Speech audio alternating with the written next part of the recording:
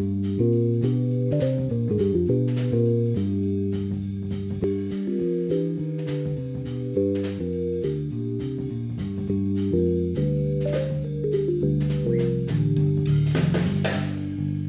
glad to be here in the Becker Friedman Institute. I came from Iran, to America, and I came to Stanford for my PhD. I was an engineer at the beginning. I was in the management science and engineering department at Stanford. Then I switched to economics because I found economics more appealing and more useful than my previous. We'll come back to that because I want to know what caused you to convert. But now I'm an economist as engineer. Market designers call themselves economists and as engineers.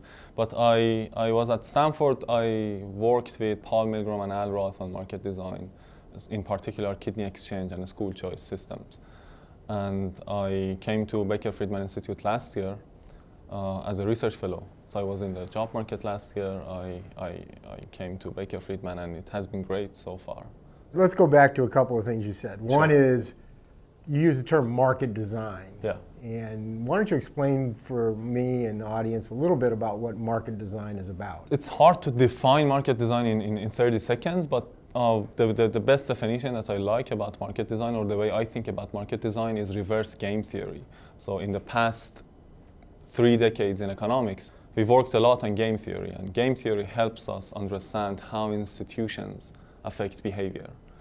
Now that we understand how institutions affect behavior much more than half a century ago, now we are trying to design institutions of the marketplaces in order to achieve specific behavior, in order to achieve a specific outcome that we are looking for. And that's basically what market designers are trying to do. You can, look at success examples of market design. For example, we are auctioning off spectrums every year in the United States of America. And that's a market with billions of dollars of transactions.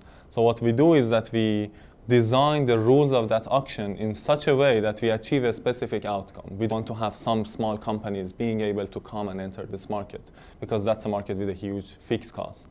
So in order to achieve that specific outcome, which we call socially efficient, whatever that means in that specific context, we design market institutions in such a way that we achieve that. So that's what market design is supposed to do. I'm pretty sure that you are now thinking this is what economics is supposed to do.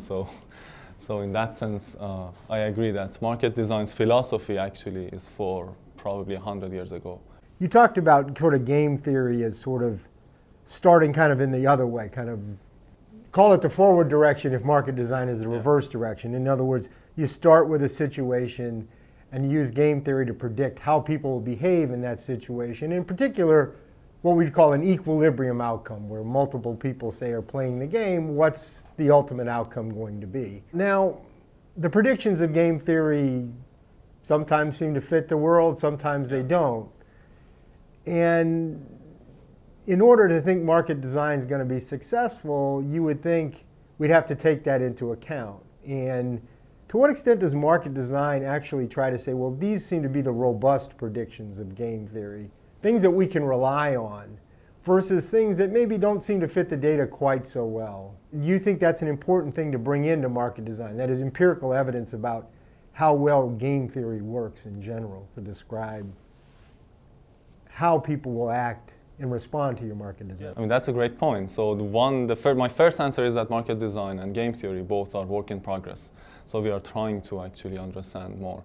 But a couple of points about market design. Many markets that we design these days, they are online and they are on internet. So it's Google advertising mechanism, it's eBay, it's Uber, it's Airbnb.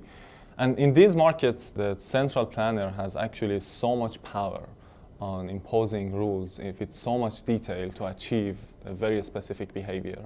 And in addition to that, we have so much data in Airbnb that we can predict, or we can predict the behavior of people much better than before. So that helps a lot.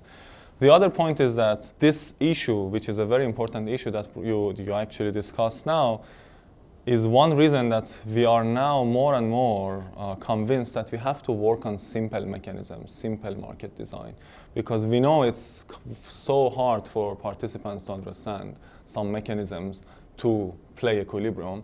Now we have to actually go towards designing simple mechanisms that are easy to understand. We have, for example, the new FCC auction, which is going to be in March this year. That auction, one of the main goals was to design a mechanism which is very simple to understand for local broadcasters. So in that sense, that's also a new agenda in market design, in which we are trying to design simple mechanisms.